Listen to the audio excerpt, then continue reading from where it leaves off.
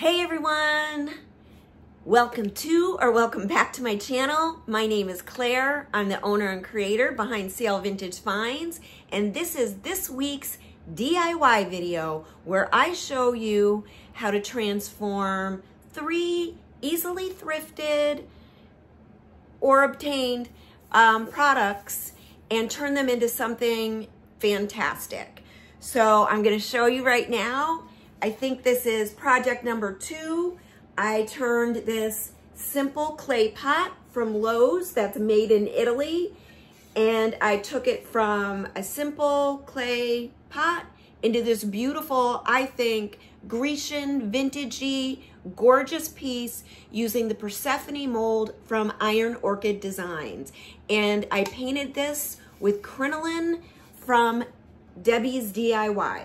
So my favorite paint. Well, I don't know, I love Fusion as well. Oh, and I love Sweet Pickins. I love them all. So next up, check this out. This is a vintage tote, wood tote, that again, they're easily thrifted at estate sales, thrift stores, you name it. And I used products from Redesign with Prima. I used their transfers and decoupage paper, and I used Sweet Pickins Milk Paint and a custom blend, and I'll show you how to do it. It's super easy to make this fantastic upcycled item. And last but certainly not least, I took a pair of Mersman end tables that had definitely seen their better days, and I turned them into end tables that I think anybody would be proud to have in their home in a black finish by Fusion. Oh, I love Fusion paint. And it's easy. You can do it yourself. Please don't forget, if you find value in me, if you find value in my channel, if you're learning something, please subscribe. Please give me the thumbs up. Please ring that bell. And please, more importantly, if you want to see my boy Ranger get a cookie, if you want to buy my boy Ranger a cookie, you drop me a comment. So sit back, relax, grab a drink, and enjoy.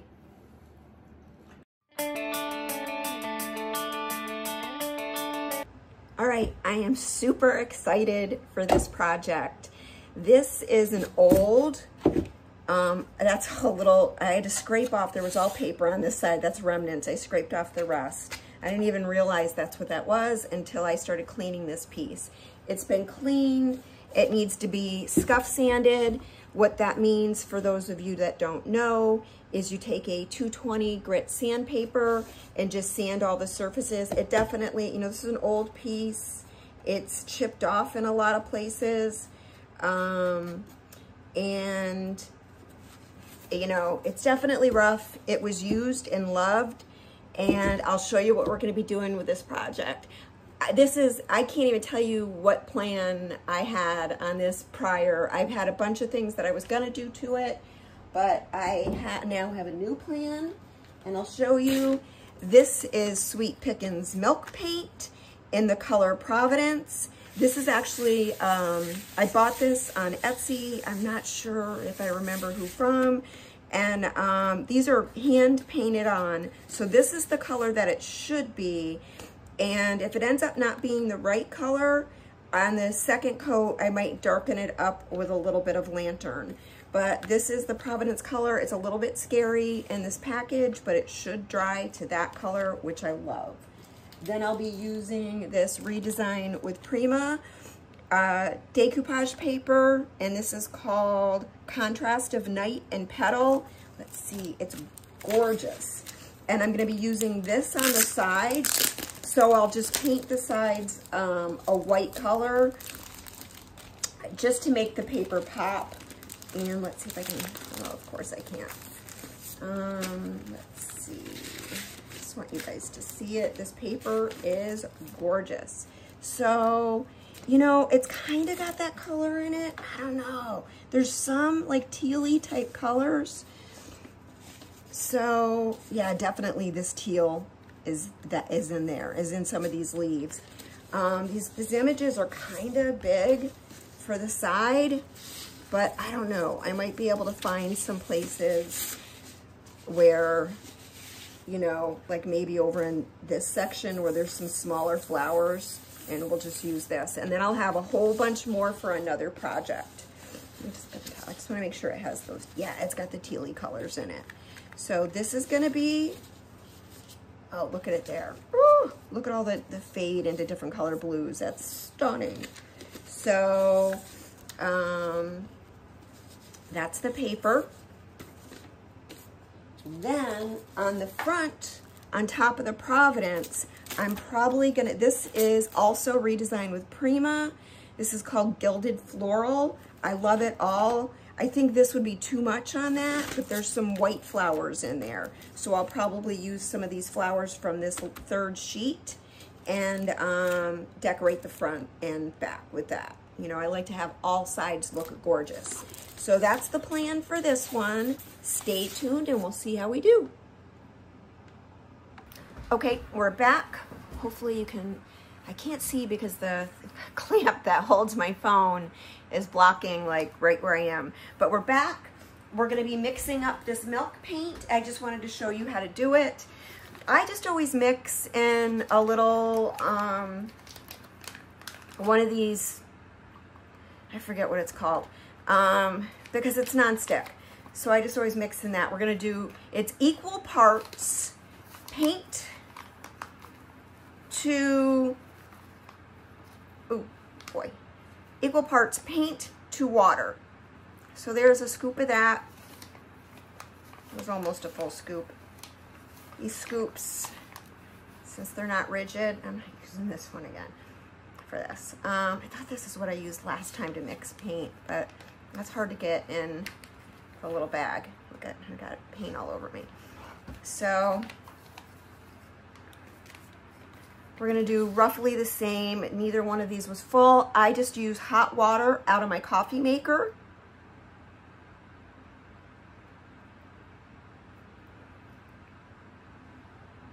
And then you wanna mix it for 2 minutes and then let it set for about 10 minutes until it's about a,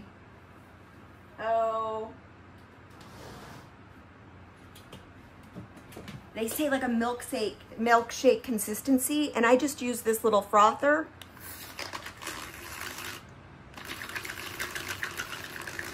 To stir.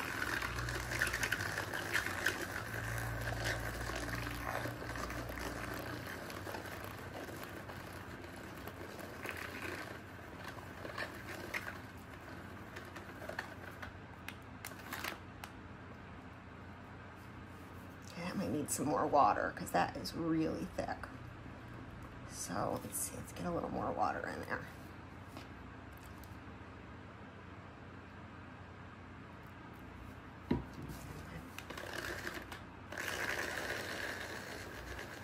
I have a smaller frother that I like better, but I didn't see it when I was just reaching for this.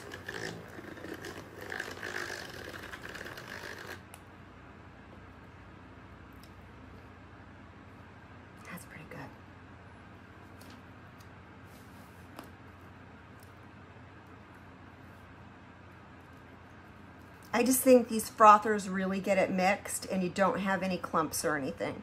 So I'm gonna set this aside. Ooh boy, that was bad. It just rolled off my thing and got it all over my floor. So now we're just gonna let this sit aside for 10 minutes and then we'll be back and we'll start painting. Okay, we're back. I'm not gonna have you watch me paint, but I just wanted to show you the consistency that this is. This might be a little too thick. I may water this down just a little bit. Hopefully you can see. And we'll just kind of do coat number 1. Here's the thing with this type of paint. You never know what you're going to get. You might get a nice flush painted surface. You might get chipping and cracking and crazing, all the things you don't know until you do it. So that's the fun of it. At least I think it's the fun of it. And you don't have to be too careful with the way you paint because, like I said, you want to get some texture and some chipping and goodness and all that. So we'll be back here when I have this all painted. Okay, we're back after coat 1 of paint. And with milk paint, you just want to get the first coat on there. I ended up getting it probably a little thinner than I wanted, but that's okay. You know, this is such a porous wood, old wood, dry wood, that I think that was probably better to have it a little bit thinner and almost like a wash at this point. And that's that. I also did the ends white because we want a white base for decoupaging. I'm going to go ahead. I'm going to tell you the inside of this was not easy to paint. It was, you know, I kept hitting the top handle, and so it's really hard to get nice smooth layer of paint. But we're going to go ahead. Oh, and I also think this color, to me anyway, I'll show you. This is the color they say it is right here, Providence. And I'd say, you know, maybe after a second coat, it'll look like that, but I think I'm gonna just mix a tiny bit of Lantern in with my mix this time, and I think I'm gonna like that better. So let's go from there and see what happens. We're back after coat number 2 of paint. I've also used my heat gun to help it dry, but I wanna show you like the awesomeness of milk paint and why I love it so much. I think you can't get a finish like this with any other kind of paint. You definitely don't know what you're going to get until you paint. Sometimes you get crazing and cracking. Sometimes you get chipping. You just don't know. And I had a feeling with this, because of the wood, that I wasn't going to get a lot of chipping off or any of that. But I was hoping for some crazing. And wait till you see. Can you see the crazing? It just on the handle on both sides. So I don't know why that is. You just don't know. And there's like an unevenness in the paint, and you can kind of see, you know, tidbits of the first layer, which was a little bit lighter because I added that black in. But this is all the things that you want, because I want this to still look super old. So I'm excited. I'm going to let this dry probably overnight, just to let it completely dry. Sometimes as time goes on, even though I used my heat gun, you know, different things will happen. But, oh, look, there's a little chipping there. There was white paint underneath this side. So I may let it dry, sand it, and then I'm going to spray this, I think, with a coat of a clear coat. And here's why. It'll be easier on the inside to get a nice coat, and I intend to use this. Did I say this? I'm going to keep this one. Or my plan is to keep it. If somebody really wants it, I may sell it, but I'm doing this for me. I may use it for my garden tools. So, you know, that's what I'm doing. So I think I'm going to spray it, just get a clear coat on it. And the sides that are white, I'm getting a little bit of bleed through, so that will help with that. I don't want any bleed through, I don't think, on the decoupage parts. So let's let it dry overnight. And for you guys, it'll only be a matter of seconds. For me, it'll be a little longer. And then we'll come back here and we'll see where we're at after it's been dried and clear coated. So excited. Okay, we are back, and my filming surface is a little bit different since this is pretty high up. I need to film. I do all my work on the floor. The table that I use is about, I don't know, 6 inches off the floor. That's just easiest on my back if I sit on the floor. So that's what I do. That's my dirty little secret. So you can see some of my tripod bases in here, but I want to show you what I do to decoupage a piece onto a project. First off, I use Debi's DIY liquid patina. So let's see, can you see it? Ooh, I don't want it to spill out, but that's that. It's my favorite decoupage medium. And normally I do like a starter strip and get it going that way, but this is such a small surface area, we don't need to do that. this paper from Redesign is really more like a fabric, like a polyester fabric or something, so it's really easy to work with. So we can do this whole surface and pop this down, do a top coat, and it won't be the final coat, but it'll be on there pretty well, and then we let it dry and go from there.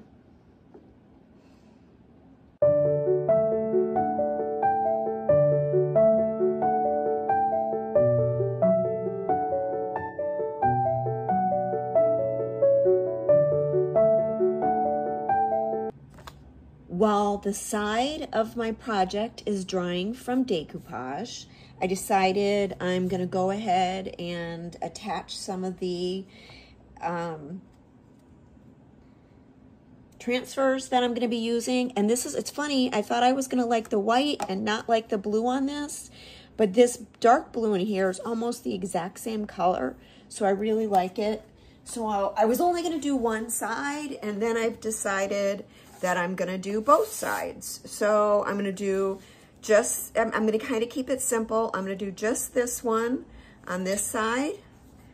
And just so you know, I don't know if I said this, I did put a clear coat over the paint. I sprayed it on. I sprayed a, oh, what was it? It was just Minwax, polyacrylic spray, and a satin finish. And that's going to help the transfer, attach to the paint better. So I'm just going to have to, I want to eyeball it, which is what I normally do. Remember, I'm doing this for me, so it doesn't have to be perfect. And we are going to lose some of the leaves, but that's okay. I'm going to set it like that. But if I can find my measuring tape, I'm going to just check and see if we're close. And probably, sometimes you set it down and it's one and done. You can't relift it. But let's see. We got almost 6 inches on this side. And this one's a little less. So we'll see if we can lift it. Sometimes you can, sometimes you can't. Nope, it's down. So that's it. Close enough for me. Like I said, this one's about 6. This one's a little less, so it's okay.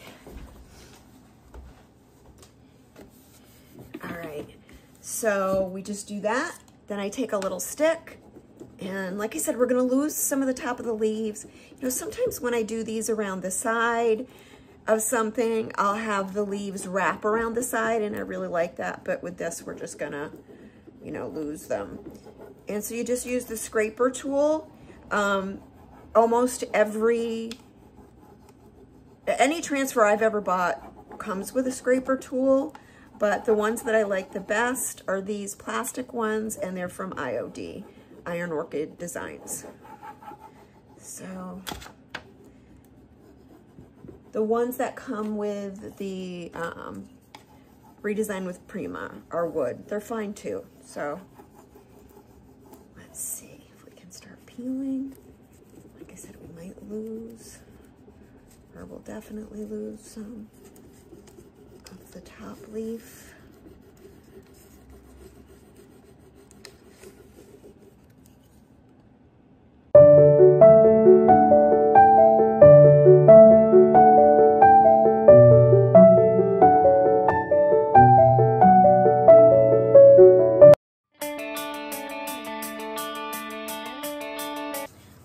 So excited about this project. I've been dying to use this mold. This is the brand new IOD, Iron Orchid Designs Persephone mold. And as you can see, this is a brand new type of mold for them. It's a little thicker. I would say it's about 3/4 of an inch. And the mold itself is about 5 by 7. I'm just so excited. So anyway, we'll be making this mold. I'm going to be making it with DOS clay. I inadvertently bought this terracotta DOS clay, and I don't like it as much as the white, mostly because it just gets all over your hands. It's weird, like I liked playing in sand and getting dirty. a little bit as a kid, but I don't love it as much as adult. Sometimes in my garden, I really like to feel the dirt in my hands. Not with gloves on, just in my hands. There's something good about that. But anyway, I hate newspaper and newsprint because it gets all over your hands, so that grosses me out. This we're gonna deal with. It's probably gonna take possibly all of this clay. I've already used some of it, but we'll see. We'll see. It does take a lot more clay, so we'll be making that.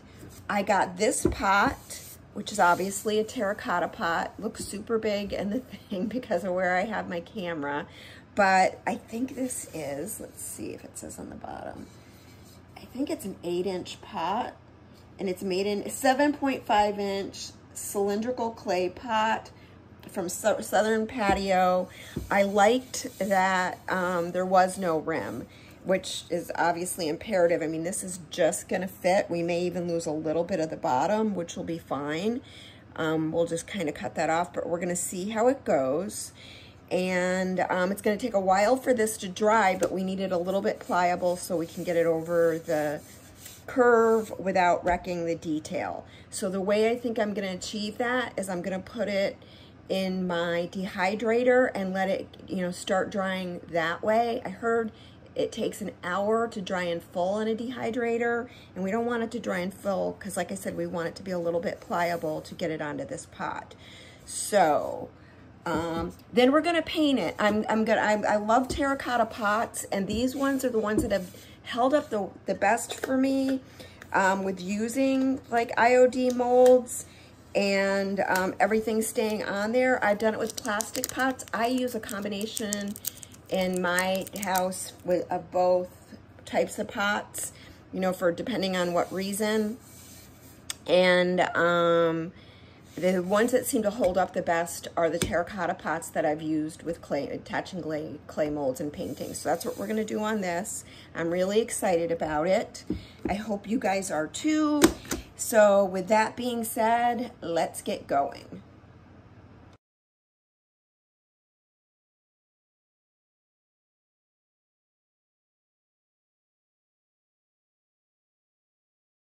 Okay, cornstarch and a fluffy brush, and just go like this. This just helps the clay release. And this mold is, you know, they're very detailed and amazing. This is gonna be such an awesome project. I can't wait for you guys to see it. So then what you do, just dump it out.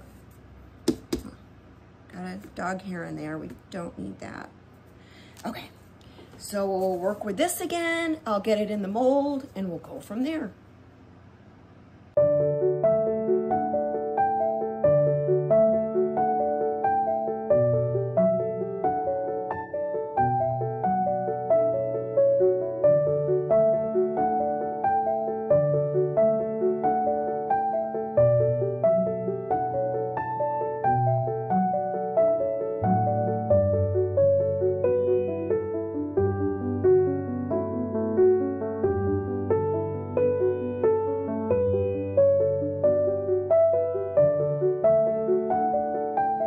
Okay, it's only been drying for a couple of minutes, and I placed it on the pot. I just wanted to see how it was gonna look and how I wanted to place it.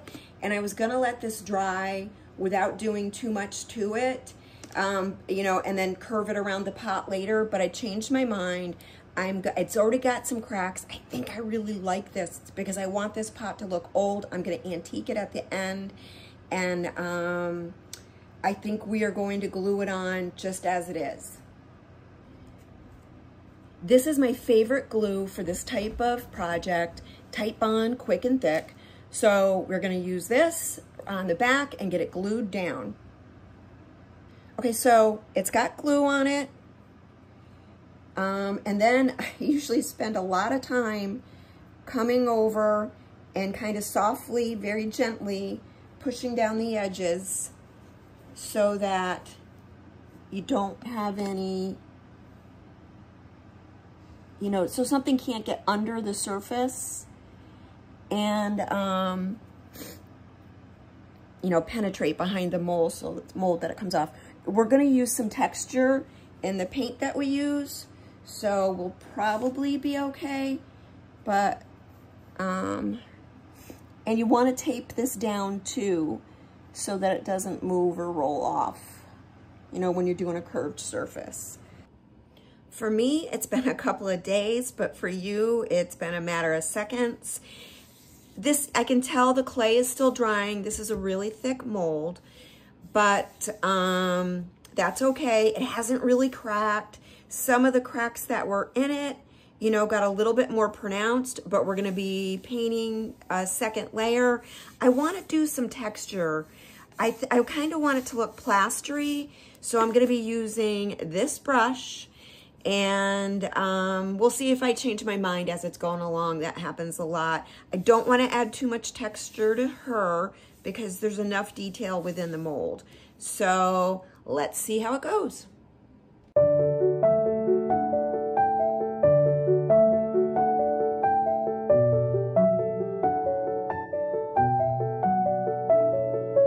Okay, last step on this, just so you know, to kind of say what we did, I sprayed this with 2 coats of Weather Defense. That comes in a spray, and I like it for outdoor projects. And now we're gonna use Fusion's Antiquing Glaze. And we're just going to, this is the way I apply it. You know, I just kind of get it in there, brush it on.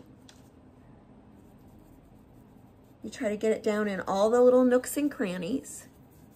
And you work usually in kind of small sections.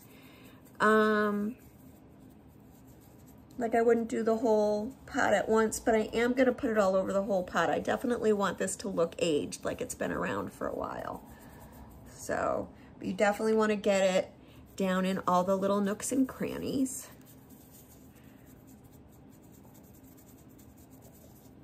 And sometimes you have to do it a couple of times too. Like, you know, when I wipe it back, I wipe back too much. So you just add some more. One of the things that most people, at least that I watch, don't often say is this needs to be sealed. It is not a top coat. So you're gonna need to seal it. So now, now that it's got 2 coats of Weather Defense, I'm just gonna seal it with a, my same polyacrylic that I've been using on the other products, the Minwax Ultra Flat Polyacrylic. Make sure I got all of her. And I just shake this up and then I, you know, use it from the lid.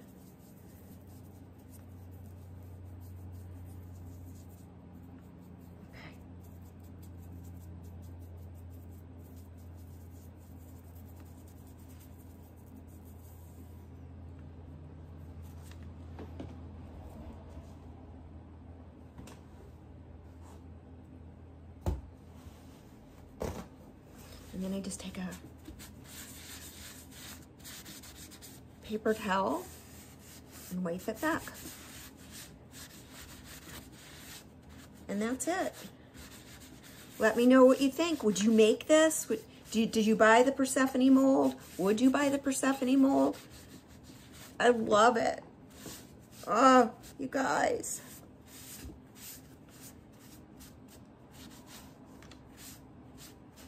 So cool. Definitely let me know what you think.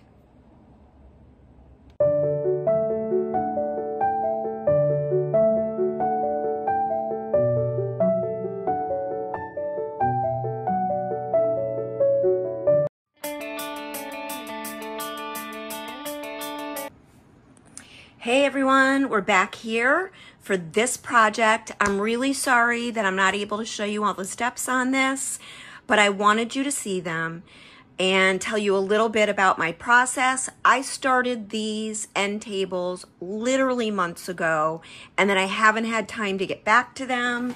And I just wanted to tell you about how I finish furniture. And next time we'll, you know, do all the steps from the start, but unfortunately on this one we can't. I just want you to see.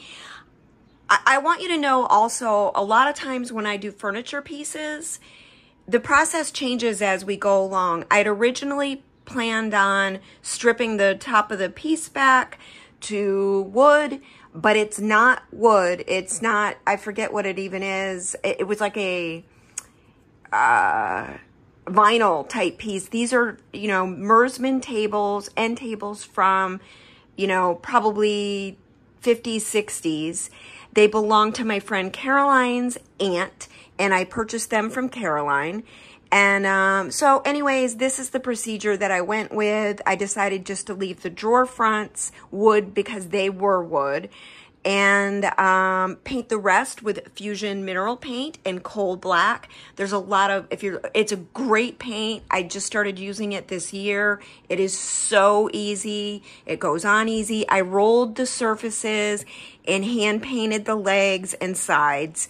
And I love it. It's got a primer and a top coat built in, but a lot of times I still finish with a wax. It doesn't need it. I just like the way it looks, so a lot of times I do that. I wanted to let you know I almost always add felt or some other kind of feet on the bottom of furniture to protect my clients, you know, floors, etc. So there were felt feet added. I don't trust the glue on them, so I always add some E6000 so that they're really attached well.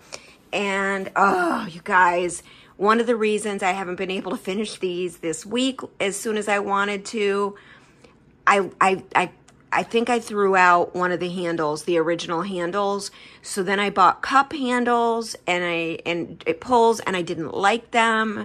They're pulls, not handles. And so then I found these, the ones that are on them, and I'm so happy. You know, sometimes when bad things happen, I've always found that the end result is better. So I love these drawer pulls. I think they're so pretty. And then, of course, the screws didn't work with the drawer front, so I had to get new screws. So it's been a week of back and forth with that. But I did want to show you, I also always line inside the drawers. So you can see here, this is the lining I chose. You can see the Mersman. And I'm noticing right now, I'm going to have to touch that up right there. I think I must have just missed it, but I see some wood coming through. I didn't distress these.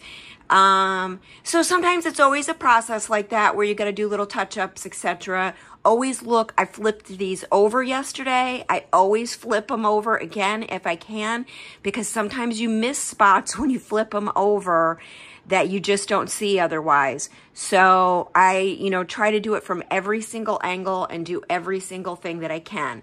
So where we're at today is I wanted to shoot this video for you. You can see my studio area is very tiny. So I really have to, that's why I don't like filming videos over here, because you really have to be close up to not see all my clutter around. But those are things that I use for staging and I don't know, whatever. So I'm going to work on doing some staging. I'm going to get some photos taken, and I'll get these listed for sale and out in the quick carriage house. I list them on Marketplace, and then I'll free up some space in my house by getting these out there. So I'll drop the final photo. I hope you guys like them. I know that this isn't the best tutorial, but I just wanted you to see a piece of furniture and how I go about it. And we'll do it on another one. We'll go through, you know, more details. Let me know what you think.